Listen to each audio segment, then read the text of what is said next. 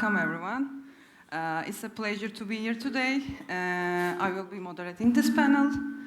And I'm using my phone as my notepad, so don't get me wrong. This is the first time that I'm going to speak in front of a crowd since the pandemic, and also this will be my first moderation experience in a panel like that. So I'm a little excited.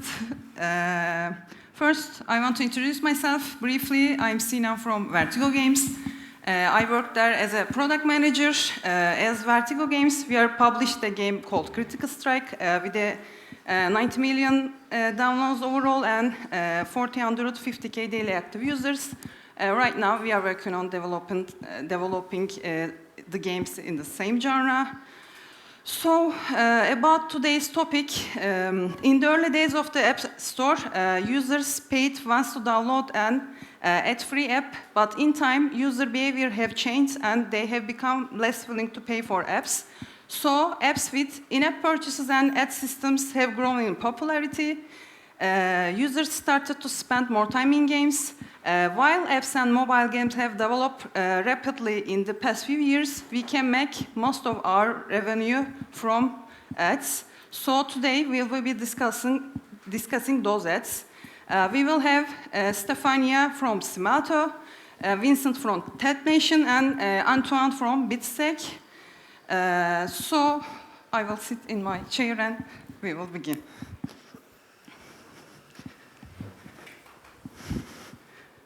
Hi, Stefania. Can you tell us a little about you and your company? What are you doing? Of course.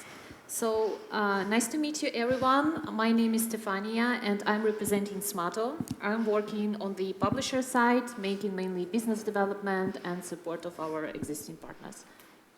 Thank you. We have Vincent from TapNation. Welcome. Can you also tell us about your company and you? Sure. So hello everyone, thanks for joining the talk. Super happy to be here in Istanbul for the first time in Mobidictum. TapNation is a hyper-casual publisher based out of Paris with a small team here in Istanbul. We accumulated about 600 million downloads and we've been live since 2019. We have games like Giant Rush or Sneaker Art, for example, and I'm in charge of the monetization and marketing here at TapNation. So that's it, team of 40 people, and super excited to be attending Mobidictum. Thank you. And last, we have Antoine from Bidstack. Welcome. Can you tell us about you and your company? My name is Antoine from VP Gaming at Bidstack. We are a native in-game apps technology, so basically help developers to bring real-world premium brand into their game through experiences that fit seamlessly into the environment. So think about a billboard, a track site, a start line in a racing game, or LED banners around a stadium. That's all the placement that fits and look as part of the game. Super happy to be here as well for the first time in Istanbul with the team and to do this panel with you guys. Thank you. Okay, nice. Let's jump into questions. So I will start with Stefania, since her company works not only in the gaming environment, but also works in wider channels like mobile apps, desktop, and web. So can you give a brief information about the ad formats that you are using? What are the differences of using those ad formats between mobile, desktop, and web channels? And which ad formats best performs in which channels? Of course, sure. So first and foremost, let me give you some clarifications here. You're absolutely right. We have in-app DNA. However, we are positioning ourselves as omni-channel digital advertising technology platform with global footprints, right? So we cover at the moment web, in-app, and CTV, and we are format agnostic. So we support display, native, video, and in-game ads. When it comes to the difference between all these channels, so you already mentioned the main one, right? It's best performing ad format. The reason behind this is, of course, different audiences and different experiences they're looking to get while using this or that channel and this or that application type. For example, let's consider in-app. Firstly, we need to separate it by gaming and non-gaming, right? Of course, when it comes to gaming, we are seeing the highest eCPMs and fill rates for interstitials and rewarded video, as they are more user engaging. But at the same time, we should be very cautious here because they could be considered as intrusive ones. So frequency capping is a key parameter here to pay attention to. Secondly, we also need to think over the type of games, right? Either it's casual, hyper-casual, mid-core, or hardcore. So display is still saving its positions in casual and hyper-casual games because sidebar banners or bottom sticky banners, right, could not harm the user experience, and as well as frequency capping is not a pain here. But it's very interesting that we are seeing also the tendency on the market that mid-core and hardcore publishers started to consider adding branded ad networks to the waterfall and reconsider display ads just in general in form of in-game, static, or dynamic ads, right? We say in-game, and you would say it's right, but still I consider them as display. So overall on the market, we are seeing the tendency that publishers started to reconsider display ads, adding more display ad placements, as well as increasing overall ad revenue. If we consider, let's say, non-gaming apps, right, native ad format would be the dominant because it's non-intrusive and also it's user engaging. Pretty much the same we are seeing for web channel, with the exception that native video is in high demand across all demand peers at the moment. For CTV, it would be pre-roll and mid-roll in-stream videos. They get the highest eCPMs and fill rates. At the same time, we see that the best performing ad formats depend on the channel, but also all these channels have their own peculiarities, right? For in-app, we should also consider CTR, we should consider SCADA networks supported, we should see whether device ID is passed, right? What type of auction is used, either it's waterfall or bidding. For web, we should pay attention to personal identifiers, unified ID, type of integration, either it's direct or indirect. For CTV, it's win rate, view rate, content type, and many other factors. And just in general, we need to think over about seasonality factor right here, and also GDPR and TCFD2 compliance if we talk about EEA region plus Switzerland, right? LGBT if we consider Brazil, and a number of unique users. So just in general, we need to pay attention to a lot of factors here. Okay, thank you. My second question comes to you again. A/B testing is very important in ad monetization, and adding content to waterfall without A/B testing is risky. What is your strategy on testing? Of course, A/B testing is one approach for monetization optimization. At Smaato, we are using, I would say, a holistic approach to maximize our publishers' revenue. So we think that every publisher, every audience, every app is unique. And this is our task to see how our demands reacts and buy specific inventory, right? What is the best ad type, how we should optimize bid floors, set targeted eCPMs, and if we also consider in-app, we should pay attention what performs better, waterfall or bidding. So to be honest, I don't think it's risky for waterfall setup because we are getting upfront bid expected eCPMs from our publishers, and on the basis of, let's say, their top geos, top ad formats, inventory type, integration type, and many other factors, we are making precise revenue estimates upfront, and we are suggesting the publisher, right, where we should be placed in the waterfall. With bidding, it would be pretty much the same, but the setup is pretty straightforward, I would say. We just set the line items and set floors based on the specific ad split. That's it. Oh, thank you. My next question is for Vincent. Since the TapNation is working on more in gaming environment, one of the most important metrics is retention in the gaming. So how do ad types affect retention in the long term or short term? What ad types is the most effective ones? Sure. So nowadays in mobile gaming, the main ad format driver of revenue are interstitial. It can be static interstitial, playable, or video interstitial. We have rewarded video, of course, which is an important format And banner is always a nice complementary as well. So obviously when it's, let's say, a push ad format which will be interstitial, it's not asked by the users in opposition of rewarded video.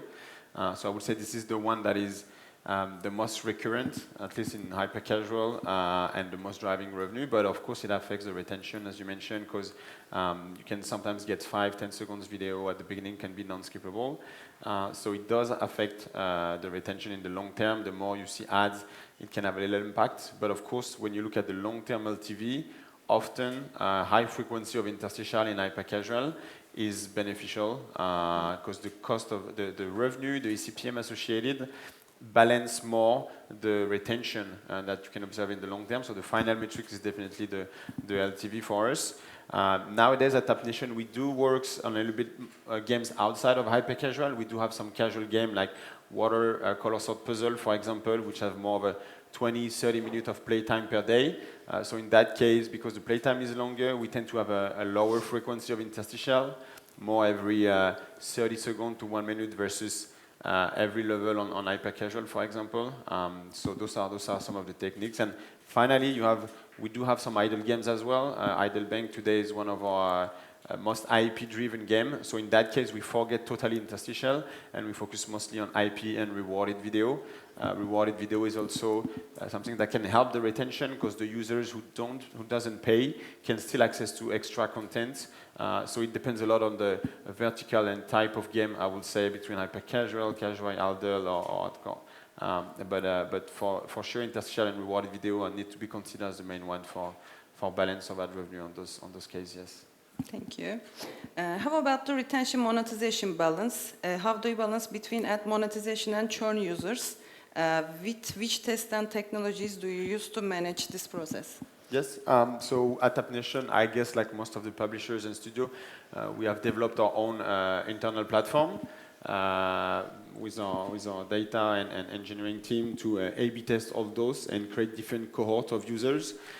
So for all new users we would acquire, we'll set a variable where they will fall into a bucket or the others, offering different variation of the game. So that means this way we can control remotely and track the behavior of those users. So we definitely look at the number of ads seen, the overall playtime, which is number of session and session time that we combine together. LTV, the overall LTV is basically the revenue combined to all those to this retention. So those are key metrics that we observe. And generally, we run those tests. On hyper-casual, you can learn very quickly the results. So between 4 or 5 days up to 8 days, you can already know the result quite rapidly. So for sure, retention plays, as I mentioned, a role. But sometimes, even though the retention might be a little bit lower impacted, the revenue driven by a higher pressure of interstitial actually is compensating. And what we look at the end of the day is the LTV. So generally, within 5 days, if you get a retention of 10%, it's quite interesting for hyper-casual. So we know quite rapidly those churn rate and how it's impacting. Again, hyper-casual users are very used to seeing high frequency of interstitial, for example, video, even though they can skip it. But we're also looking at new ways of making less intrusive interstitial, for example, making the close button appearing much earlier. Sometimes you have a timer, let's say, of 5 seconds. Nowadays, if you can lower that a little bit, we're measuring at the moment. We are doing those kind of tests to understand can make the little difference overall. Okay, thank you. And Antoine from Bidstack. You are working in native ads instead of classical video or display ads. So, what are the benefits of using in-game ads? How does it provide targeting options for the target audience? Yes, in-game advertising or interesting in-game advertising are the latest one in the playground. It's true that they are very much different from display. You have so many tangibles that can't be really measured yet, like occlusion, time in view, 3D environment. Because as I say, you're speaking about not like a display ad on a game that sits around it, but it's directly integrated in the game set itself. So it's very much different, but I think it's growing into a game changer for developers and publishers to implement within a monetization strategy. And I see 2 main categories when it comes to effectiveness. The first one is around the revenue side. You're not going to add another layer in your existing ad mediation. That's going to increase competition and try to take as many ad requests as possible. But integrating a native ad network will sit outside of the mediation and will generate incremental revenue for publishers. Ad tech, like Bidstack, are going to use uncharted placements within games that have never been monetized before. So that's going to be purely like a new route to revenue for publishers. And because we only use branding advertising, without campaigns like from, TikTok, Samsung, MasterCard, you name them, the CPM are usually quite high for this kind of format. It can be higher than sticky banners, for example. So publishers have started to generate decent revenue from that format. It of course depends on audience, type of game, seasonality as well, of course. But we had some partners through quarters like Q4 last year, which is a good one for brand spending, who have generated tremendous amount of revenue from in-game to a point where Bidstack represented nearly 30% of their total revenue. So that's not happening every month. I think that's moving from 4% to maybe 10% on average, depending on the studio, comparing to traditional advertising. But I think it's growing massively. So that's the first category. And then I think there is a big part around the experience as well, the player experience, because although we're making efforts toward interstitial or rewarded, more and more we're hearing about intrusivity or too much full screen ads, ad pressure. And as you know, better ads means quite often happy players. And the goal of these native in-game ads are really to increase the immersion, increase the authenticity of the game, to make it look more real. If you have you're playing Cyberpunk and you see a billboard promoting the latest smartphone, for example, that feels real, and you feel connected with that advertising. So I think it's one of the main advantages as well, is to increase the immersion of that game. You have to be careful though. If you put that billboard in a medieval game, that's going to be really going to break the experience. But yeah, if you do it carefully with players in mind, offering like meaningful experience, then that's going to be great for the user retention and churn rate, and just like make your game even more real. When it comes to targeting, we mainly use contextual targeting. That's why publishers can compensate for the lost revenue from other channel. Typically, if we work with a sport brand, we will display their campaigns on sports games. Like I think at the moment we have OneFootball, a brand running into our partner Football Manager. That's a good match. And then on the other way, we have a fashion brand willing to work with us. We will display their brand into our fashion games. We work with Burberry, for example, and they're quite interested into our game Hollywood Star, because that's a game where 80% of the players are women, for example. But sometimes we do get more anonymized data from publishers. It could be age, gender, location.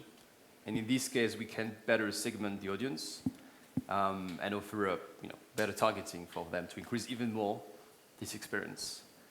But yeah, that's mainly contextual today. So I'm curious, so what kind of ads can you show in a medieval game? Yeah, this is complicated, right? Yeah. I know we do work with this like train simulation game, for example. Yeah. It's not medieval, but it's like a particular category. Yeah. And they had this DLC where the players could play with the first trains, like, 200 years ago. Yeah. So we wanted to use brands that were already existing, a few decades ago. Not 20 years ago, but like McDonald's or Coca-Cola, for example, which have been around since the 80s. Yeah, that was very funny. I never thought about that, like playing medieval game. Like, what would you show? Of course, to not make Back to the Future a bit That's like. Right. Yeah, we can't really work with every single game yet. Yeah. It needs to make sense for the players. So yeah, I think the most of the categories for in-game are racing or stadium. but more and more we expand into other categories like hyper casual. Makes sense because you have a lot of endless running games. We have open world games. We speak about the metaverse as well, which is a perfect example because you're fusing the real world with the digital world. But yeah, medieval game is still, to be discussed. Interesting. Yeah. Another question. What are the reasons within the gaming monetization landscape that are prompting publishers to test new monetization approaches and experiment with new ad formats? Yes, I think there are many reasons. The first one is, as I said, just the experience. Publishers are looking at innovative formats to reach out to just monetize the game. So it could be audio ads or in-game ads, which is the latest one. And these ads work with design in mind and not against it, as long as you're being careful. So that's the first point. Then the second one is around the change in data landscape. We spoke about Apple's OTT or the introduction of Google's, deprecation of third-party cookies, which are prompting developers to look at other ways to generate revenues. So that's why they're trying to use new formats to add within a mix. Then native in-game ads used to be quite difficult to implement. They used to be hard-coded. So we just put that design in the game for everyone, no matter the country where we were. So that wasn't offering any personalization. Now it's programmatic, so it's geo-targeted. Me in London playing, that game. I wanted the same ad as you in Turkey, for example. And then, as I said, it's offering more and more revenues for publishers. So they're starting to realize that. More brands are jumping into gaming and looking at this format to reach out to their customers.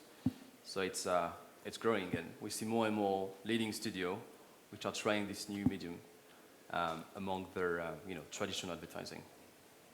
Thank you. And this is my final question. It's all for you. Considering today's market trends, which ad format is the most effective ad format and why? We can start with Stefania. Yeah, so according to eMarketer, we are seeing that global ad spend continues to grow, largely driven by mobile, right? And it's interesting that they even estimate that $1 in every $2 will go to mobile, right? So mobile still outpacing CTV and web on the market. And at the same time, we are seeing that video and display are still dominant. Of course, the scope of in-game ads is getting wider at the moment. We are seeing on our side that the advertisers are having a little bit confusions and a little bit skeptical. Getting started with in-game advertising, firstly because of non-clickability of ads, but still, as Anthony mentioned, it's the new ad format that they are willing to try. So to be honest, I would say that display is reborn and joined forces with video, and I believe that they will go hand in hand on the market, followed by in-game ads. Okay, Vincent. Yeah, no, that's true question. I mean, as I mentioned, nowadays still interstitial and rewarded video are the main revenue driver for us. But the attention for platforms of driving those less intrusive ad formats is becoming more and more important and quite appealing for us in terms of extra revenue because they are not competing and we're creating new placements. So in-game ads have been very interesting to create that look and feel, as we're saying, Antoine, of real life. So hyper-casual nowadays is mostly not an online multiplayer game. It's not like Fortnite where you feel like your neighbors is there and you're really playing with real people. So having those in-game ads that bring this real life feeling into the game has been quite nice. As you mentioned, like we do see in-game ads on the games. We put them representing between 4 to 8% of ad revenue, so that's quite interesting. And the second part, lately, that's been having a good impact for us also at TapNation, are audio ads. So they're definitely a complementary. Now we appeal to something totally different of just seeing an ad, but really only listening to an ad. So that's also less intrusive. The attention you're soliciting, an extra sense of the user. And those have been having a great impact because they impact also very little the user attention. Actually quite the opposite. As I mentioned, when you might feel a little bit lonely playing your hyper-casual game, having someone that talks to you, tells you about the latest Starbucks ads around the corner. We observed actually on our site, without including the audio ads revenue, but just looking at audio, the impact it can have on the retention or the playtime is actually a little bit increased because there's this feeling you're not alone, but playing with someone, you have this radio environment, and that makes the retention and LTV of our games quite impacted. They can represent between, again, like 5 to 10% of our revenue, so it's a great addition. The CPMs are also interesting. So we're playing a lot and deploying in-game and audio ads across our platform as a good extra leverage, and combining that in the calculation of our eras and campaigns, that allows us as well to bid higher, yes. Thank you. Anton? Yeah, I think that's, I don't think there is a good answer to that question, but I think rewarded or interstitial video are still the most performing for when it comes to revenue. Native game ads are not at this level yet, maybe in the near future, we'll see. But when it comes to finding the right balance between gaming experience, good gaming experience and revenue, I think game is well positioned, potentially audio ads as well, as Vincent said. This is mainly for mobile, but then if you look at PC or console, I don't see any other formats apart from in-game that could make sense in these games. If we speak about programmatic ads, I know that some AAA studios have tried to put pop-up ads between gameplay, but that didn't go well at all. When you think about it, you have to buy your PS5 or Xbox, then you have to buy your game. You don't want to be disturbing with full screen ads during your experience. That's why native could be a very good addition to these environments. But yeah, as Vincent said, native in-game ads can live in harmony with these other formats. There is no cannibalization. Thank you. And yeah, it's purely incremental. So I think the good answer is to have a mix of everything, and to just to test and learn from that. Thank you so much for sharing your experiences with us. Is there any question among the participants? We can take a question right now. I especially wondering about the game ads when you aspect when you move to hyper-casual. Does it make sense to you using game ads in hyper-casual genre? And what would be the concerns by you? Yeah, I mean, we've been deploying a few partners of in-game ads, so we work with several ad networks, and I think those have been quite matching well into the game experience. So we do have some runners. Giant Rush is one where you can easily display a billboard. Our latest hit as well, Monster Squad Rush, is seeing that little balloon that is following the users without interrupting the gameplay. Cornhole is another game where you have to throw some sandbags, and having this billboard in the background has been quite a nice addition for us, and creating this real life environment. So there are really nice added value for that. Of course, this is growing, so brand agencies, brand environment is also growing there. And for us, this placement, as we also at TapNation, we start growing our direct sales team, talking directly with media, brand advertisers and media agencies. And some of them are interesting more than all in this metaverse type of ad format, which is less impacting as a full screen. And being able to play their campaign as a direct campaign into this integrated ad format, and also making it, for example, clickable sometimes, or even showing video, has been really a new opportunity for us to open and grow, for example, this direct brand division. Those are one of the things. I know also brands like others like completed view, so that's why rewarded video is a nice one, but definitely in-games really helps creating a new channel and a new placement, yes. I hope this answers your question. Okay, thank you, and thank you to all. That's all for us today, and have fun with the event.